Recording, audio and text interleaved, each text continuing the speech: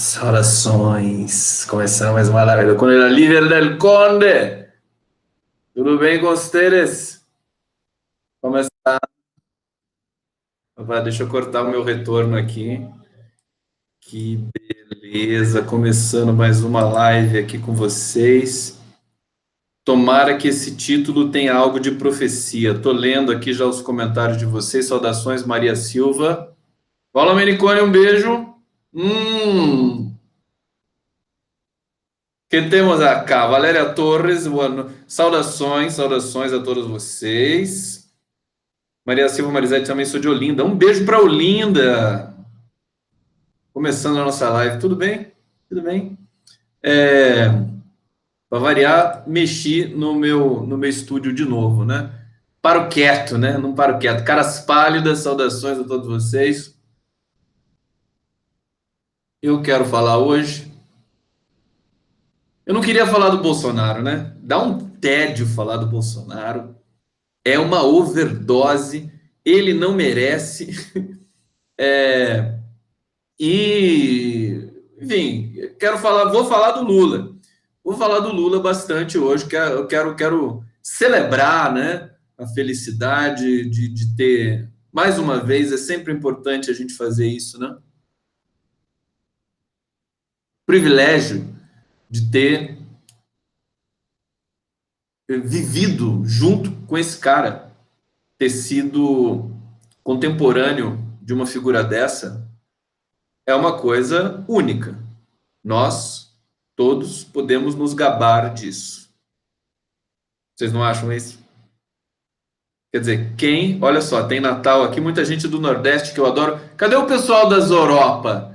Das Europa, que sempre falava aqui comigo da Áustria, de Londres. Cadê o pessoal? Quero dar boa noite, quero dar saudações a vocês aí no mundo todo. Tinha gente do Texas, tinha gente dos Estados Unidos. Que mais? Portugal, França. A live parou de ser internacional? Me digam. Pessoal perguntando quando vai ser o impeachment. Olha, tem gente de Maringá aqui. Cláudia Zappa. Saudações a todos vocês. Sábado a gente fica mais descontraído, né? É, hum,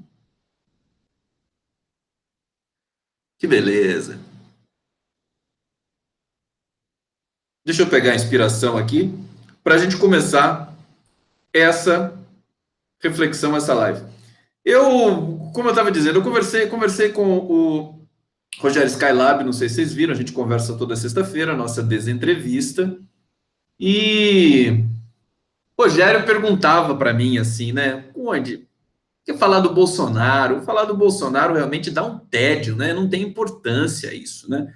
Eu acho que acaba sendo irresistível para gente, porque o cara é escroto, ele é engraçado, engraçado no mau sentido, ele é tosco. E a gente tem que falar, o cara está no papel, supostamente presidente da República, acho que não está mais. Na verdade, o Zé de Abreu chegou aqui. Você vê que impacto que é o Zé de Abreu chegando no Brasil. Foi ovacionado no aeroporto, foi manchete em todos os jornais, até nos golpistas conservadores. E Zé de Abreu vai incomodar demais, demais da conta. Acho que ele vai ser enfim, vai ser um elemento chave para as pressões políticas que vão acontecer esse ano no decorrer do governo do Bolsonaro. Quer dizer, nem se pode falar que é um governo Bolsonaro. É alguma coisa aí que está aí, né? Alguma coisa que entrou aqui. Fábio Gonçalves, saudações de Taubaté aqui do lado. Hum, e aí, eu acho que a gente pode começar falando da imprensa. Né? A imprensa brasileira. É impressionante, né? Que papel que vai ficar, né? Você sabe que até o golpe contra Dilma, a imprensa brasileira era muito restrita à leitura de que a imprensa era canalha. Era restrita. Alguns circuitos acadêmicos do comentário, do próprio jornalismo progressista, sabia, tinha absoluta certeza disso.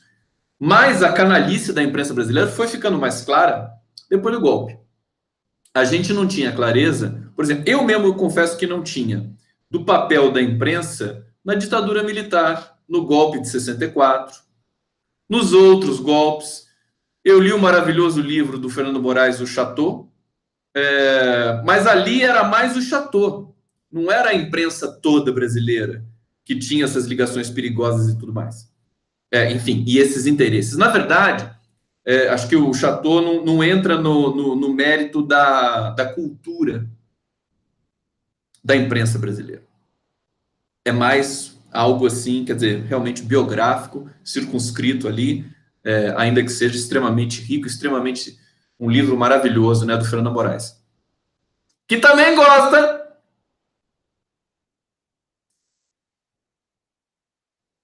de um charuto cubano, o Fernando Moraes. Tudo bem? Bom, ficou claro para a gente. A imprensa, Folha de São Paulo, aquele uso das combis durante a ditadura para levar pessoas para serem torturadas, aquilo ali, durante um tempo, passou por uma espécie de incredulidade, quer dizer, será que é verdade? Aquilo era uma coisa assim, meio na seara de uma fake news dos anos 70, era uma coisa... Não, isso ficou... Porque para um enunciado ser devidamente absorvido, historicamente, socialmente, ele precisa ter uma conjuntura de recepção e de absorção. E se você tem uma democracia no Brasil, consolidada com Lula e com Dilma, a imprensa lá produzindo histericamente as suas críticas ao PT, como sempre, mas dentro de um jogo democrático fragilizado, mas presente, que nós poderíamos identificar e que nós identificamos durante muito tempo. Era difícil. A gente poderia dizer assim, pare de se envenenar. Alguém está me falando para eu parar de... Por quê? Para eu parar de fazer live? O quê? O que eu estou me envenenando? O charuto? Não tem problema. É só um charuto, gente. Um charuto é só um charuto. O Freud já disse isso, né? Aliás, há tanto tempo, né? Um charuto é apenas um charuto. É só para dar uma... a gente relaxar, todos nós aqui. Tá?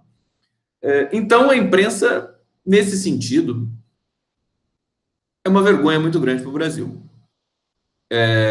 Quando eu falo isso, não quero penalizar os jornalistas trabalhadores, mas sim a linha editorial, porque nós temos bons jornalistas que fazem cobertura no campo da cultura, no próprio campo da política, às vezes, a Patrícia Campos Mello é uma grande jornalista, tem protocolo, tem método, mas os interesses por trás das publicações que, enfim, subjazem a nossa catástrofe, a catástrofe brasileira,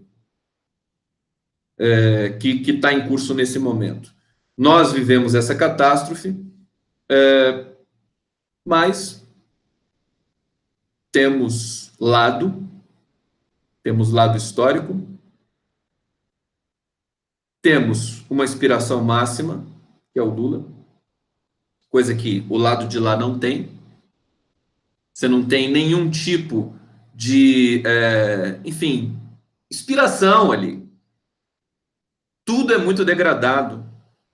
O bolsonarismo, o próprio tucanismo, que já nem existe mais, como existia um dia.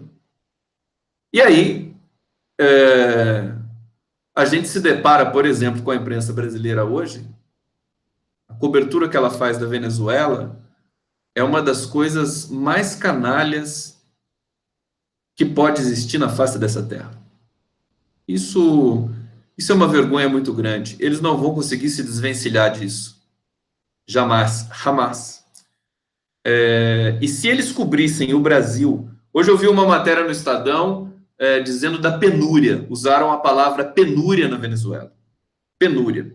Por que eles não fazem uma matéria com essa palavra sobre a penúria dos brasileiros que não têm o que comer, que estão sofrendo com violência? Por quê? Tem gente aqui dizendo que faltou um vinho para comprar o charuto. Faltou não, filho. Faltou não, ó. Aqui, ó. Hum? Um gato negro chileno. O Conde hoje tá chato. Desculpa. Eu tô chato hoje, né? Trabalhei o dia inteiro, cortei madeira, furei parede, enfim, tô querendo relaxar aqui com você. Dá licença? Dá licença, então tá bom. Obrigado. Deixa eu ver aqui como é que tá a galera do YouTube, porque eu tenho que monitorar várias telas. Nossa, tanta gente assim no YouTube. Que bonitinho! Que beleza! A penura embrumadinho. Pois é, cadê? Cadê? É, é, eles não, eles têm uma seleção lexical, eles são seletivos que nem a Lava Jato, né? E a Lava Jato também é o subtítulo de hoje, né? A Lava Jato é a saúva. Tá sabendo? A Lava Jato é a saúva. Vocês lembram daquela frase do Ministério da Agricultura nos anos 50? Tinha um problema com a saúva nas plantações brasileiras, o Brasil agrário ainda, né? Começando, enfim, se industrializar.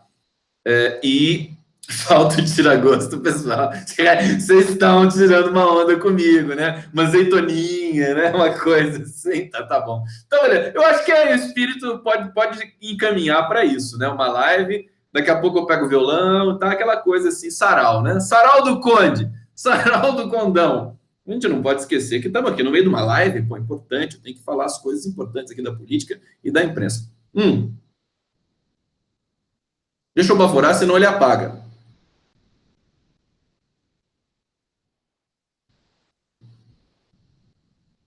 A chama não pode se apagar, nem a brasa.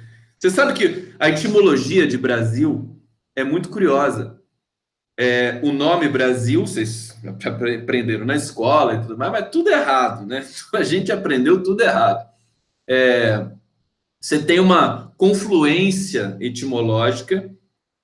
Uma das que mais chamam a atenção é esse mito irlandês de uma terra chamada Brasília, ao sul, que era, enfim, mitológica, em que as coisas eram também no Jardim das Delícias, mais ou menos, né?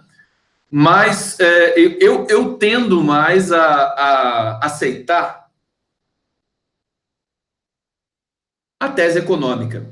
Eu sou partidário daquele assessor do Bill Clinton, James Carville. Onde será que está o James Carville, né? James Carville. O cara fez uma frase e nada mais. E nada mais na vida dele. O que você fez na sua vida, querido? Eu fiz uma frase. É o currículo dele, né? Ele é o autor da frase "É a economia estúpido". É a economia estúpido. Eu tendo a aceitar mais as teses que decorrem de uma leitura econômica para subsidiar e explicar questões de ordem linguística. Portanto, o Brasil é uma brasa. Isso aqui, ó. Deixa eu bater aqui. Vou bater. Ó que chique. O meu cinzeiro de prata. Ó, isso é o Brasil. Uma brasa. Brasil. O il, esse sufixo, ele tem um sentido, né? Como pueril, Rivotril não, por favor. Pueril, acho que barril também pode ser usado nessa estrutura sufixal. E Brasil é como se fosse uma brasa. O conceito de brasa, um Brasil, né? Um Brasil, ou várias brasas, é uma questão aspectual aí também. Então, o Brasil, queridos caras pálidas, o Brasil é uma brasa, mora, é uma brasa. A nossa condição, a nossa fundação, o nosso mito fundador. Já fomos terra de Veracruz, terra de Santa Cruz, e nos tornamos Brasil, que era o elemento. Isso, pau-brasil, madeira vermelha como brasa, exatamente, exatamente. Mas veja, madeira vermelha como brasa, como Brasil. Sacou, João Lucas, querido? Na educação básica brasileira se perdeu essa questão tão curiosa e tão gostosa, varonil, isso, tão interessante, que é a questão etimológica da origem do Brasil. Então, Brasil. Mas por que eu estou falando isso? Bom, estou falando isso porque eu estou falando da imprensa brasileira, uma vergonha, eu estava falando do meu charuto, estava falando da imprensa brasileira, e é uma vergonha o que eles fazem com a Venezuela. Então, eles dizem de penúria, fazem questão de trazer só um lado da cobertura da situação política venezuelana, que não é fácil.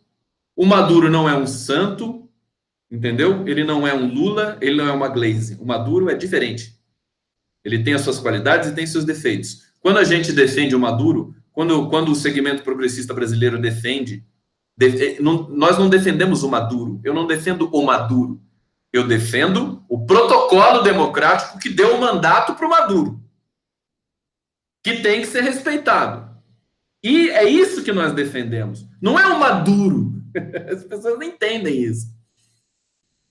Elas querem tumultuar, enfim. A interpretação de texto decaiu muito, inclusive muita gente da esquerda. E fica dizendo assim, puxa, mas você defende o Maduro? Querido, eu não defendo o Maduro, criatura de Deus. Eu defendo o processo pelo qual o Maduro foi eleito. E defendo a autodeterminação dos povos, que é isso que o PT defende, é isso que a Gleisi Hoffmann defende, é isso que o Fernando Haddad defende. Fernando Haddad também defende, não o Maduro, mas a autodeterminação dos povos. Tá certo? Bom, nesse sentido, a imprensa brasileira é muito canalha. Ela quer tumultuar aquilo, entrou na dança ideológica do próprio bolsonarismo e do próprio tucanismo, do dorianismo, porque o tucanismo agora ele se reduziu a um dorianismo. Não existe mais o tucanismo, existe o dorianismo.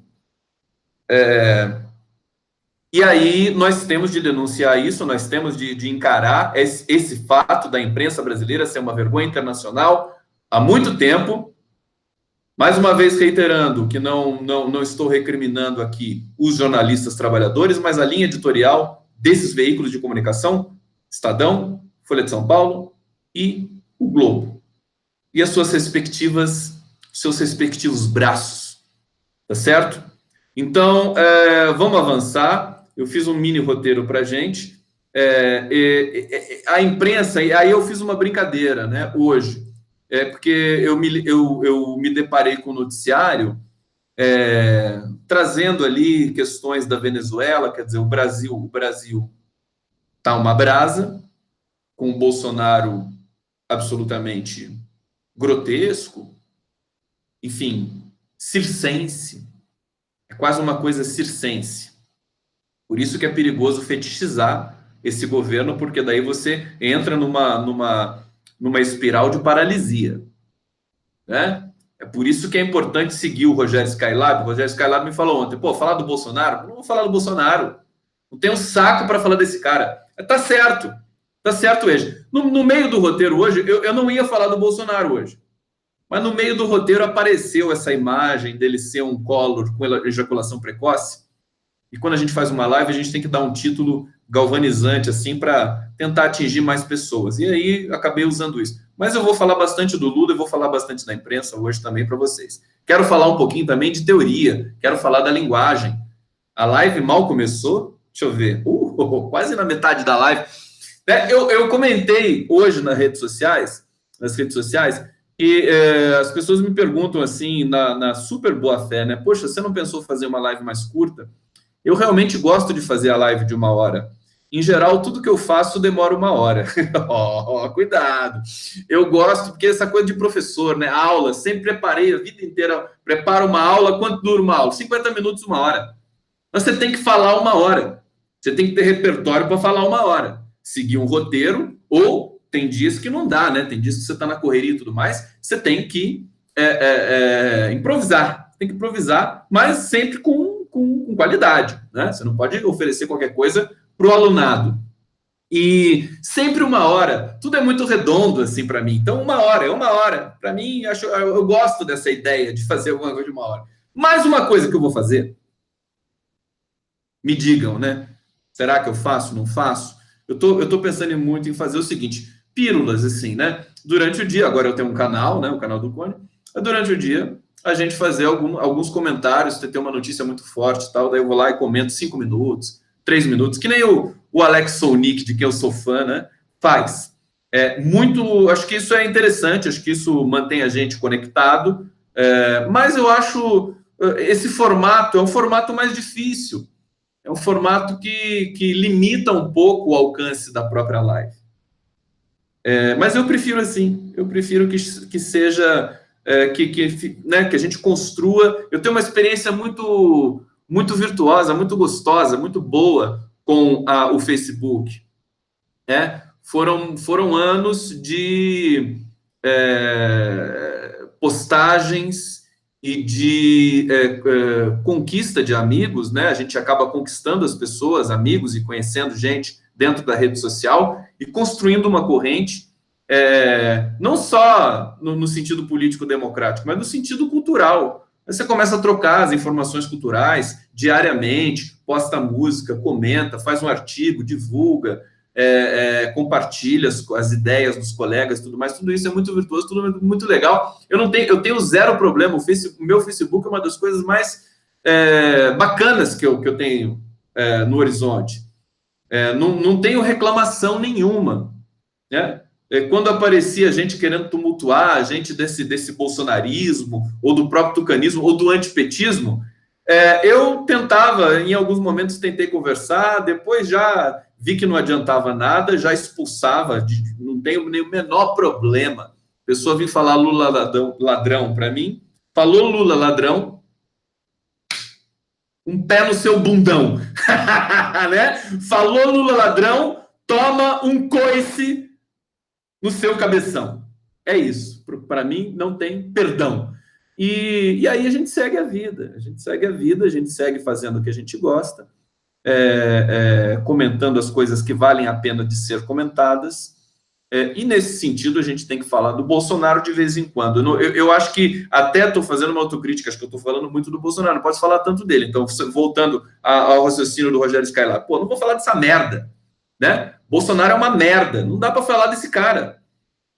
Acho que a gente tem que ir, aos poucos, desapegando desse tema, né? Para trazer temas que realmente importam para o Brasil, para a realidade brasileira. O Bolsonaro ele vai passar.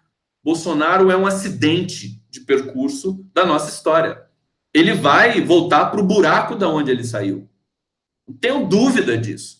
E eu acho que vai ser de maneira precoce, né? Ejaculação precoce.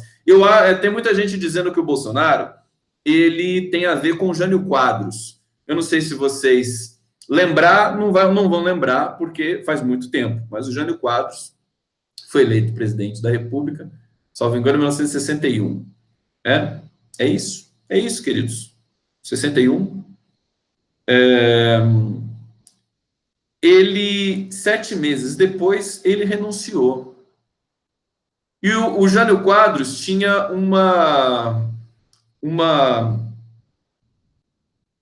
ele parecia, tá faltando a música, eu também acho, falta só um recurso a mais aqui, e vou voltar a tocar para vocês aqui, porque inclusive montei meu estúdio aqui com teclado, violão e tal, então eu tô na fissura mesmo de tocar para vocês, estou precisando, e acho que a música é importante para produzir o sentido político. Eu sinto muita falta da canção fechando uma reflexão ou eventualmente abrindo, como eu fiz ontem, de maneira assim bastante humilde, caseira, só para celebrar o Dia da Mulher. O Dom de Iludir do Caetano Veloso. Alguém me disse que eu deveria ter tocado Pagu. Eu toquei Pagu numa live e num pocket show também. Tá espalhada por aí, que é uma música também que eu gosto muito, da Rita Lee. Bom, eu falava agora acho que escapou o fio do meu raciocínio aqui. Assim, do Bolsonaro, do Jânio, né? Jânio Quadros. E aí, o Jânio Quadros exalava não é uma palavra, não é um verbo bom, né? Ele transmitia uma imagem de ser um sujeito meio loucão, meio malucão, né? dizia coisas estranhas. Mas o Jânio Quadros tinha muita cultura. Inclusive, ele usava muito a mesóclise, né? Do glorioso Temer. O Jânio Quadros, inclusive, se tornou uma figura do anedotário brasileiro, né? Anedotário, né? Como é que é? Por que você bebe, Jânio Quadros? Tinha aquelas piadas assim, né? Por que você bebe? Ele dizia, eu bebo porque é líquido. Se fosse sólido, comê-lo-ia. Comê-lo-ia. Hã? Comê-lo-ia. A mulher dele chamava Eloá, né? Eloá Quadros. E aí já vieram outros trocadilhos do inferno também, horríveis, né? A Comeloia, Comeloá, aquela coisa assim, sem a menor graça, realmente. Mas o Comeloia é interessante, essa coisa do sólido. E ele respondeu isso mesmo. Isso não foi uma piada. Isso foi porque ele era... O Jânio Quadros era muito inteligente.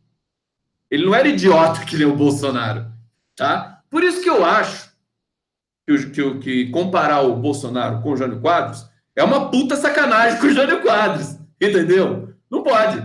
O Jânio Quadros era um cara inteligente. Ele era malucão, mas ele era inteligente.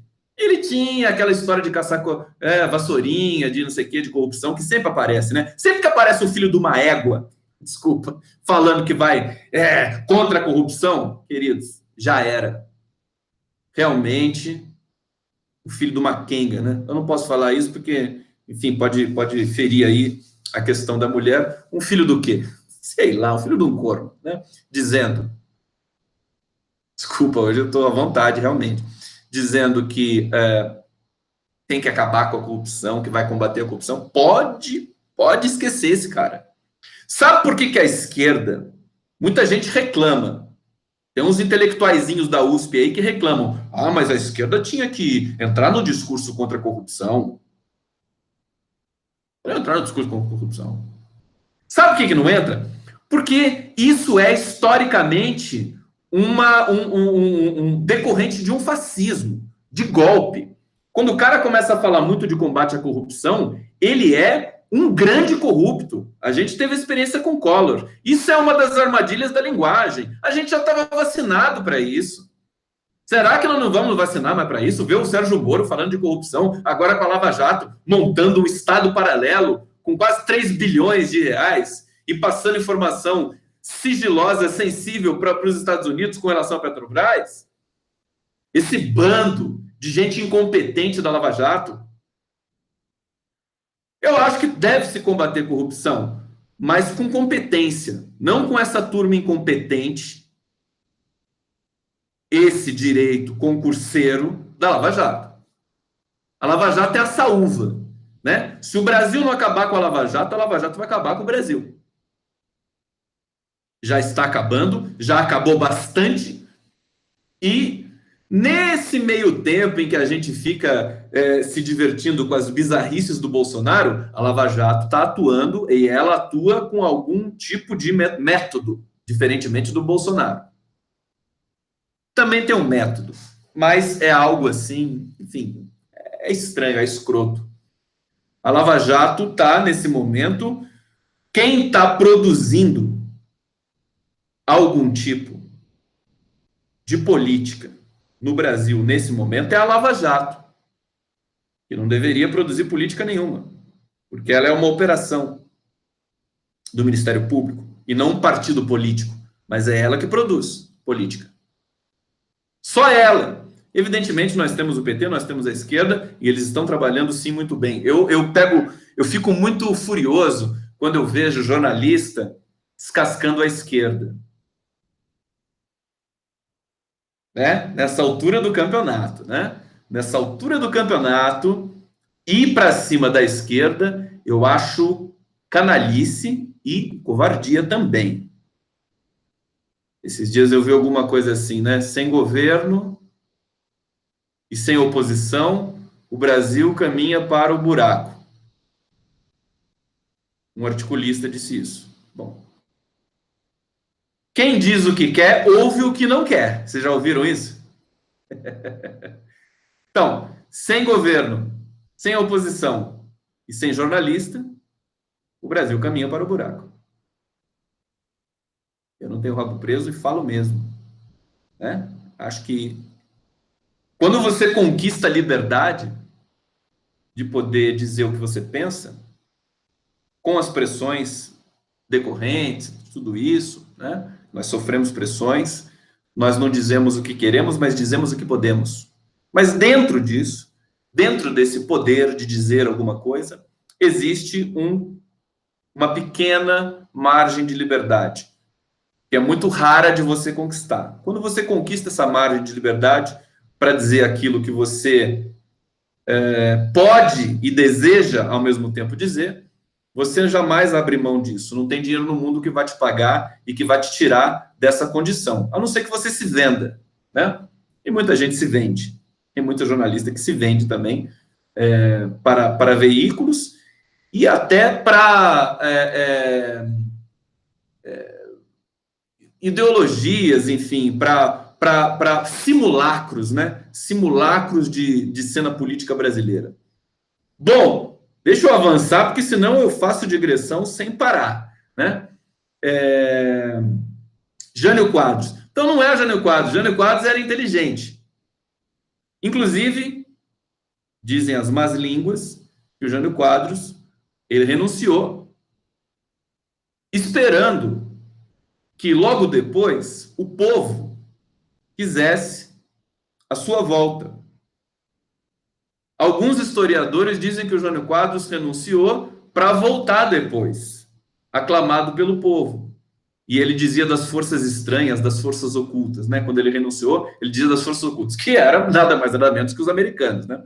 Ele não queria se subverter. Eu acho que tinha um pouco de infantilidade também. Se o cara se lança para a política, ele tem que aguentar pressão. E ele tem que aguentar essas forças ocultas que sempre vão existir. Sempre vão existir forças ocultas. Tá?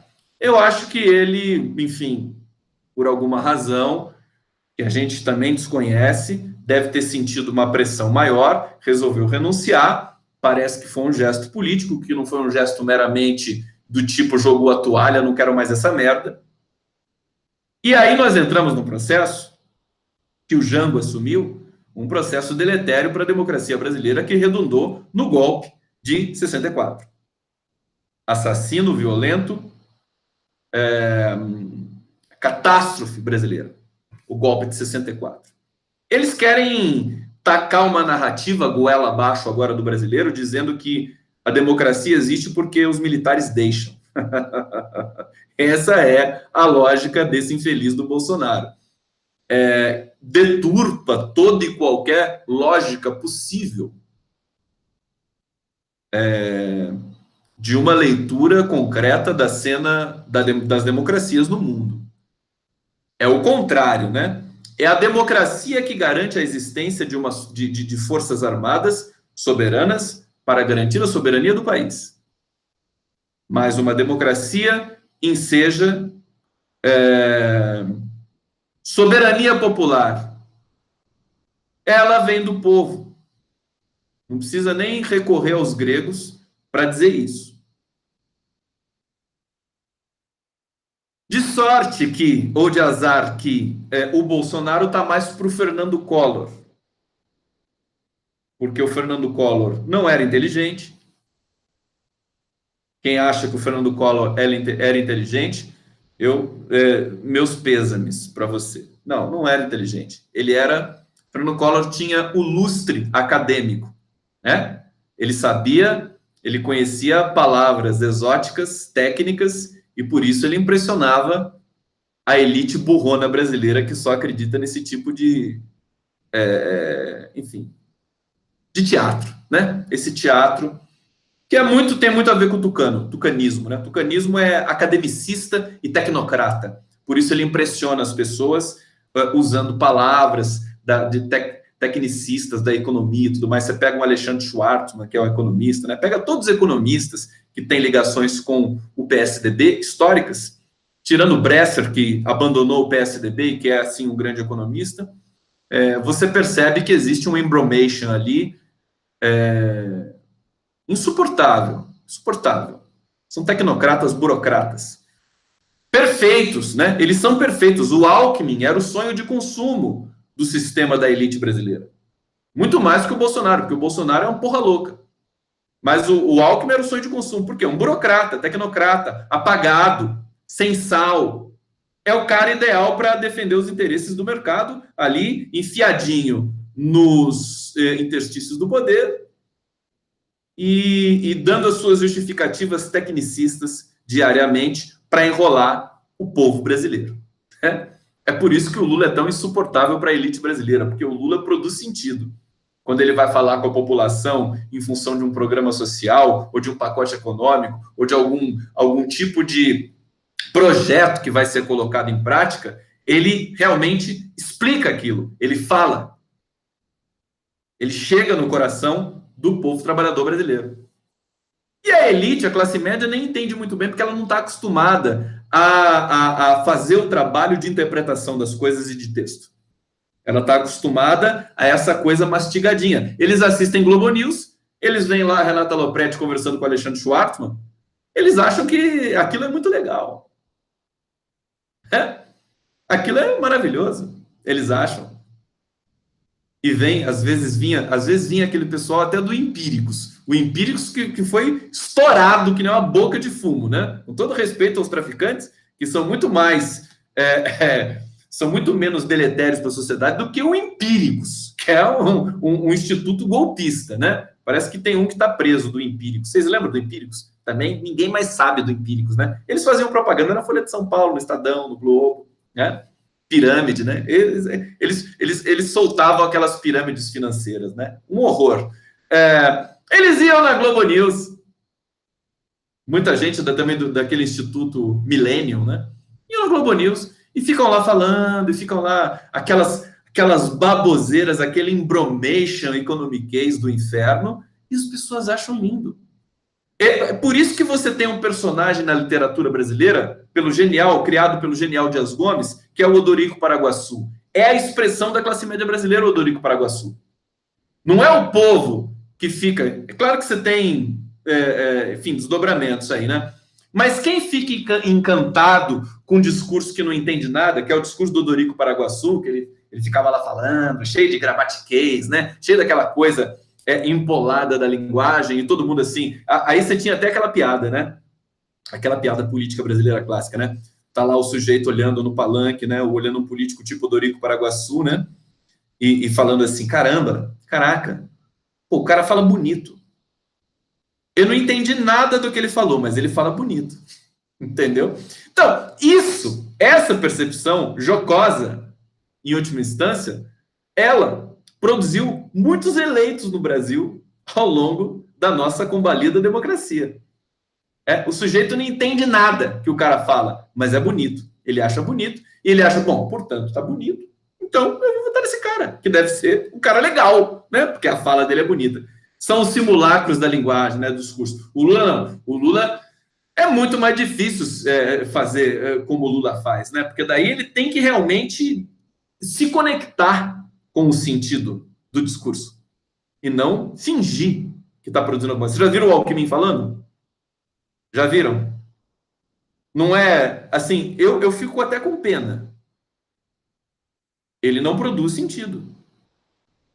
Já viram o João Dória falando? É uma fuga. É uma fuga interminável da questão. Ele foge da questão. Todas as questões. Que questão, Conde? Todas. O João Dória é assim. Qualquer análise que você fizer consistente com elementos de psicanálise e de linguística vai entregar o ouro do João Dória, do Alckmin, do Fernando Henrique Cardoso. O Fernando Henrique Cardoso ainda tinha um pouco mais, ele era mais experiente, né? Tinha um pouco mais de lastro acadêmico, então ele conseguia enrolar um pouco melhor, ele produzia um pouco de sentido. Mas, em geral, o político brasileiro não produz sentido. É uma coisa infernal, né? Acho que está na hora de fazer um estudo mais aprofundado disso. Então, para fechar o título da live, o Bolsonaro é muito mais o Collor, que é a expressão dessa elite que só fala difícil, mas não entende porra nenhuma de economia, nem de governo, nem de sociedade, e um português castiço, supostamente sofisticado, ganhou as graças da elite brasileira em 89, que nem migrou para o Bolsonaro agora para impedir o PT. Essa é a grande questão da política brasileira dos últimos 30 anos, impedir o PT. Eles sempre estão nessa posição. Que o PT não interessa para eles. Que o PT governa para o povo, portanto não para eles, para o mercado. Eles são tão burros que o PT governa para todos, governou para todos, inclusive para o mercado, e com muito mais competência do que esses laranjas aí, tipo Michel Temer e Bolsonaro. É muito louco isso, né? Aí você entra na seara do preconceito, enfim, da obtusidade da nossa tradicional da nossa elite. Então ele parece com o Collor. Só que o Collor, queridos, caras pálidas, o Collor durou 2 anos. Será que o Bolsonaro vai durar 2 anos? Estou achando que não. Estou achando que o Bolsonaro não dura 2 anos. Muita gente de saco cheio com o Bolsonaro, inclusive da base de sustentação dele do governo. Deixa eu olhar aqui o YouTube, tá tudo bem com vocês? Vocês estão acompanhando, estão curtindo, estão entendendo? Então, um recado para o Lula aqui. Antônio Cadu. Aí, Lula, um recado para você, querido. Às vezes fico triste pela injustiça que fizeram com você, mas tua força me inspira a lutar. Você é a chama que nunca cessa e ilumina nosso caminho. Muito obrigado, Antônio Cadu. Esse recado provavelmente chega no Lula. Deixa eu ver se tem mais algum recado para o Lula aqui, antes da gente partir para outras questões da nossa live de 1 hora. Tudo bem? Vamos lá, vocês estão curtindo? Cadê o coraçãozinho do Conde? Manda para mim o coraçãozinho para a gente se comunicar via coração. Esse é muito bom, sobe. Cadê no Facebook? Sobe aquele monte de coraçãozinho que é tão bonitinho. Tô com saudade dos atos pela democracia. Saudade dos atos pela democracia, cujas transmissões também eram pelo Facebook. Subiu um coraçãozinho aqui, eram pelo Facebook, no Tuca, em São Paulo, na Casa de Portugal. Nós precisamos fazer isso. Já falei com o Mercadante no encontro lá 247. A gente precisa retomar os atos pela democracia. Até porque é uma delícia fazer um ato pela democracia, é um tesão aquilo lá. Porque tem música, tem vibração, você encontra com pessoas que estão junto de você, que são cidadãos brasileiros dignos, né? Então, acho que a gente precisa voltar a fazer atos pela democracia. Então, muito obrigado pelos coraçõezinhos. Então, a gente pode dizer, queridos caras pálidas, que o Bolsonaro é o Collor com ejaculação precoce. Ele não vai durar. O Collor ainda durou inacreditáveis 2 anos, porque ele também tinha uma fragilidade muito grande, uma falta de proficiência política muito grande. E o Bolsonaro simplesmente é o Collor elevado à 10ª potência, né? Uma incompetência muito grande, uma absoluta incompreensão do mínimo protocolo político de negociação para aprovar projetos. Hoje ele vai se encontrar com o Rodrigo Maia, que não vai adiantar nada. O Rodrigo Maia também está... O Rodrigo Maia, com todos os poréns que nós podemos ter, Rodrigo Maia é diferente do Bolsonaro. Ele entende que a negociação política faz parte do jogo da democracia. Enfim, com todos os poréns, diga-se de passagem. Então, eu acho que essa linha, né, o Bolsonaro é um Collor com ejaculação precoce, é algo que nós temos de considerar.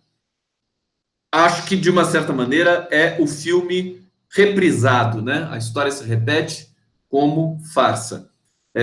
O filme reprisado do Fernando Collor, eleito pela Globo. A Globo, você sabe, a Globo é uma ambiguidade, né? A rigor, o Bolsonaro deve à Globo a sua eleição também.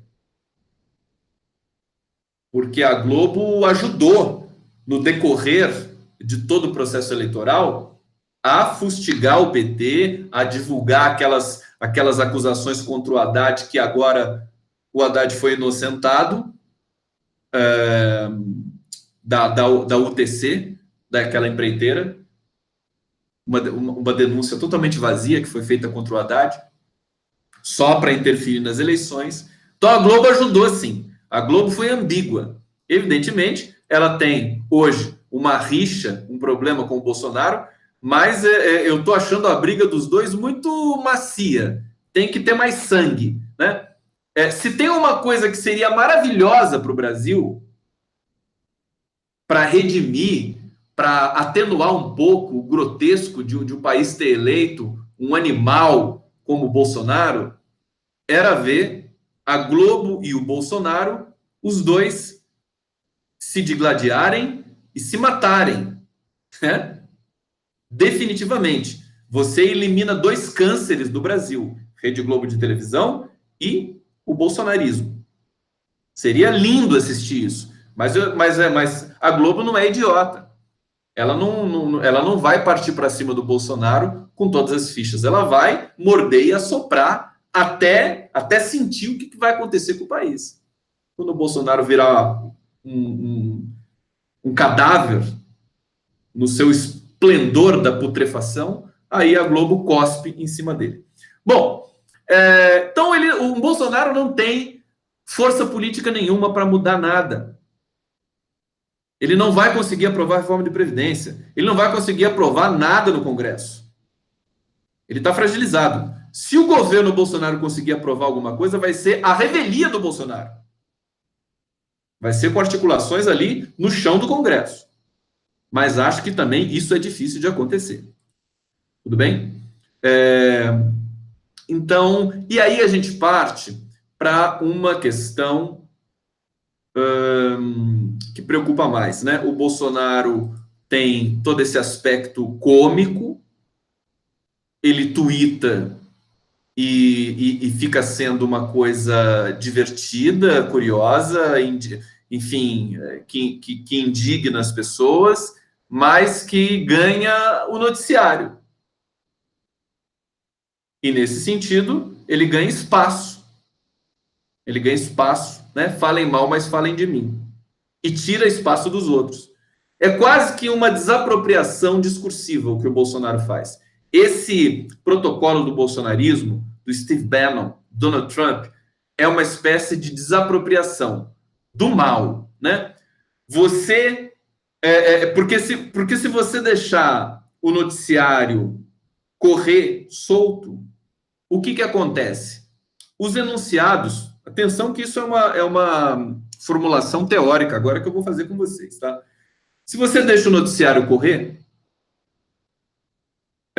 espontaneamente, qual é a tendência? A tendência é que enunciados mais consistentes dominem a cena do noticiário. Ou seja, se você deixar o noticiário seguir o seu curso, sem essa tuitagem do Bolsonaro, dos filhos do Bolsonaro e do bolsonarismo em geral, o noticiário segue, ele vai encontrar os políticos da esquerda e até de alguma direita perdida que tem alguma qualidade no Brasil vão produzir os seus enunciados, as suas questões, vão dar suas entrevistas e vão ganhar o destaque. E vão produzir uma massa crítica, um debate público mais qualificado, que é justamente o que o Bolsonaro não quer.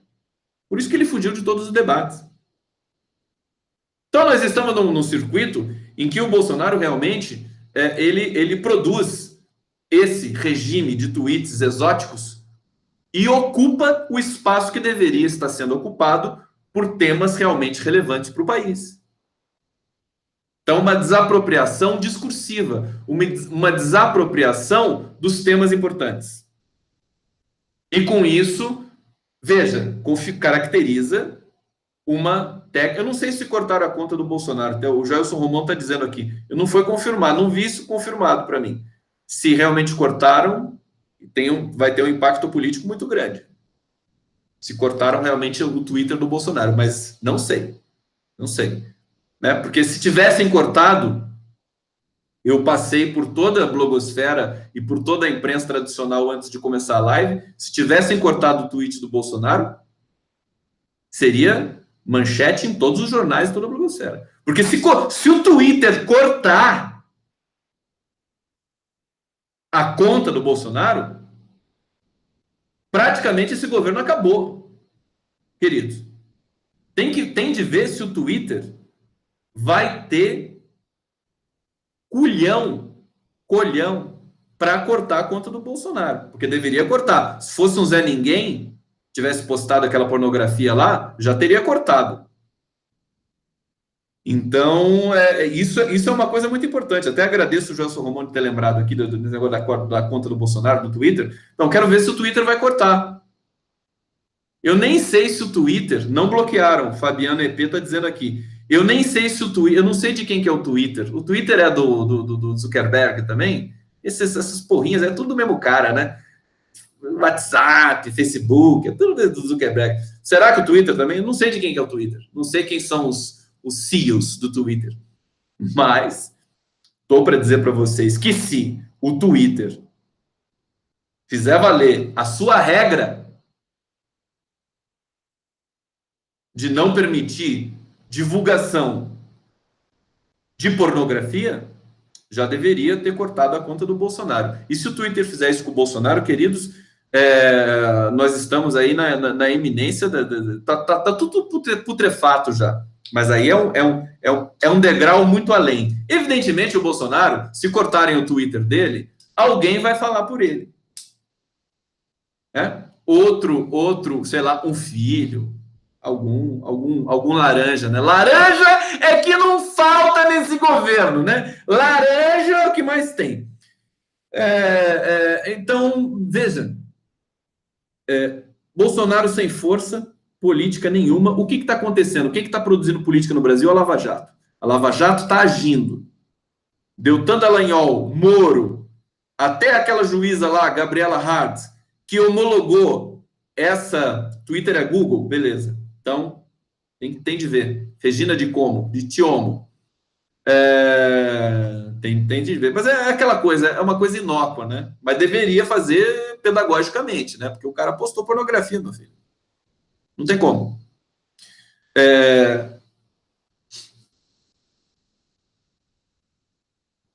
Vamos ver o que pode acontecer com esse governo paralelo que a Lava Jato está estabelecendo agora no Brasil, com esse fundo da Petrobras de 2,5 bilhões de reais, administrados pela Lava Jato. Quer dizer, é absolutamente ilegal. Não tem um magistrado no Brasil que endossou esse tipo de uso de um dinheiro que é público.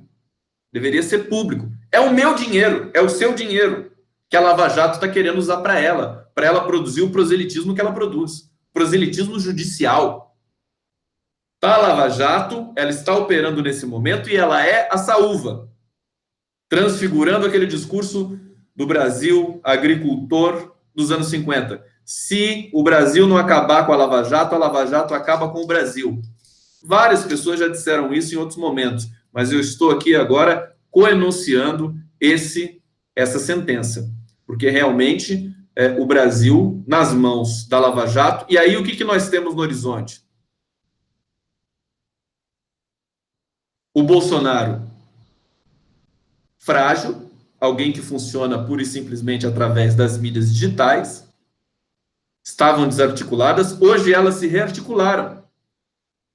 De ontem para hoje, as milícias digitais do bolsonarismo se rearticularam para proteger, defender a Gabriela Hart, a Lava Jato. Eles não estão nem sabendo onde é que eles estão se metendo. O Bolsonaro acha que o Moro forte e a Lava Jato forte desproporcionalmente, desse jeito, administrando um fundo desse tamanho, é bom para ele, mas não é. A Lava Jato vai cuspir o Bolsonaro no primeiro momento em que isso for, em que o contexto lhe for favorável para esse tipo de gesto.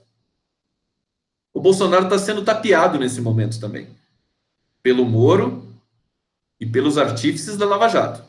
É bom que isso fique claro, que o governo está sendo tomado por muitas armadilhas,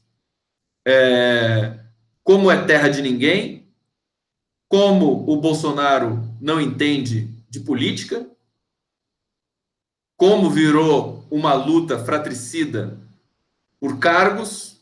Você já tem o Olavo de Carvalho surtando de ontem para hoje, porque o Ricardo Vélez Rodrigues demitiu os seus apadrinhados. Quer dizer, a coisa está pegando fogo no governo.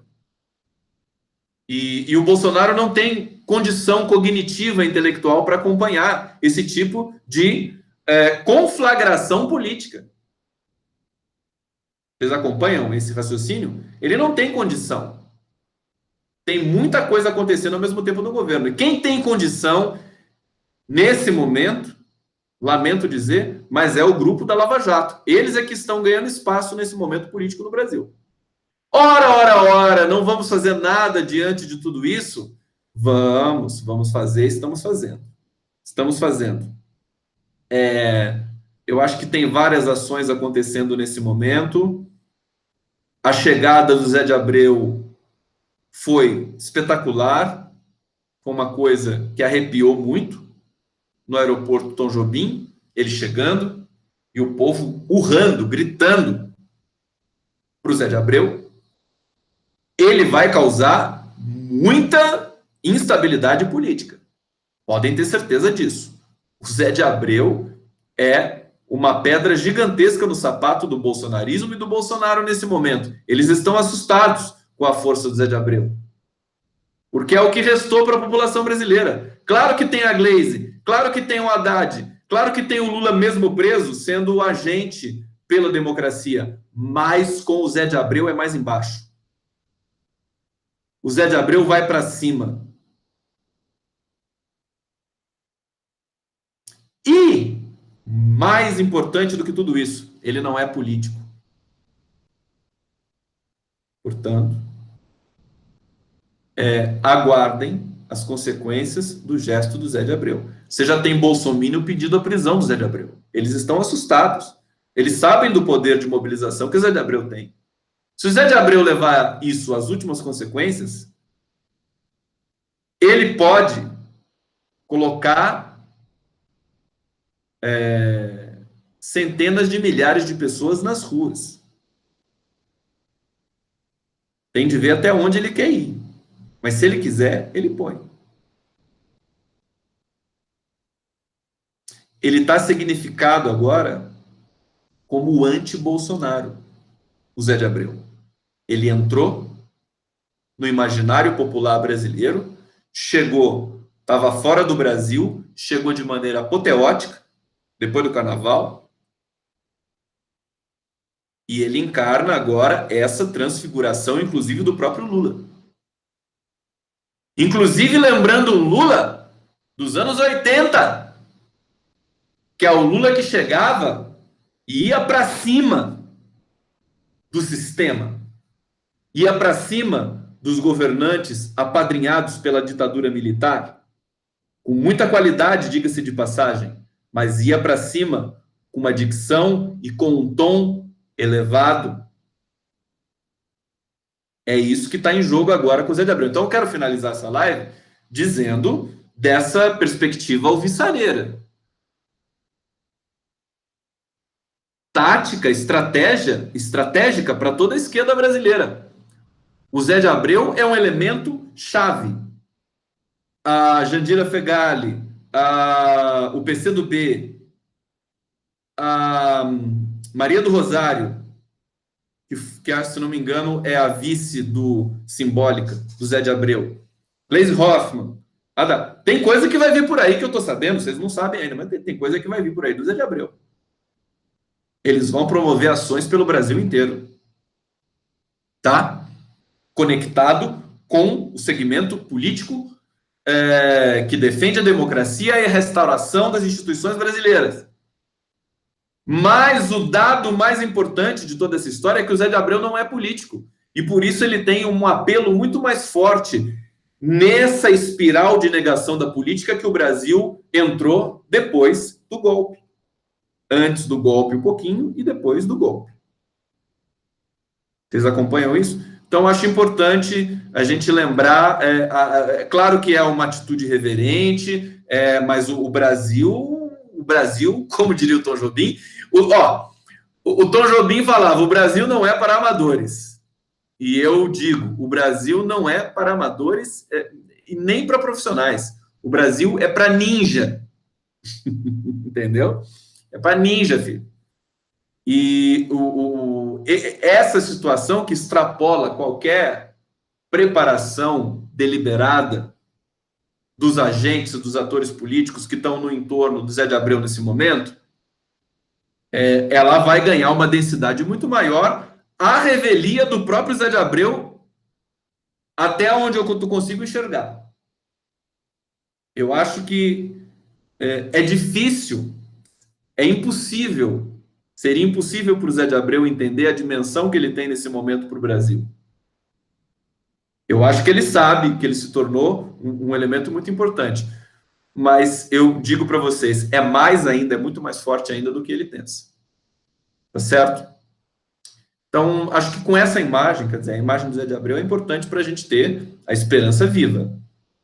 Acho que ele vai mobilizar, resta ver quais serão as sequências das ações que ele vai promover, ele incomoda bastante, e aí o Bolsonaro vai ficando para segundo plano. Eu queria propor a mim mesmo e a vocês que nós fôssemos aos poucos deixando a pauta Bolsonaro de lado, porque assim ele define e morre. Ele vive da notícia. O Bolsonaro, a grande ração dele, que mantém ele vivo, é justamente o exotismo daquilo que ele é capaz de produzir enquanto enunciado político, e que vai sendo compartilhado e debochado, mas vai ocupando espaço no noticiário e no imaginário do brasileiro. Acho que é hora de deixar esse cara de lado e voltar à pauta forte do Lula, como sempre foi, como estava sendo nas eleições, e como deve ser nesse momento para o Brasil. Acho que o Zé de Abreu é o vetor que vai puxar essa situação para a nossa democracia nesse momento. Tudo bem? Então, quero agradecer muito vocês, presença na live. Um beijo muito grande para todos. Obrigado pelos coraçõezinhos. Obrigado pela presença. Inscreva-se no canal do Conde. E eu me despeço de vocês com muito amor. Até amanhã. E até a próxima. Falem comigo. Live do Conde. Um beijo.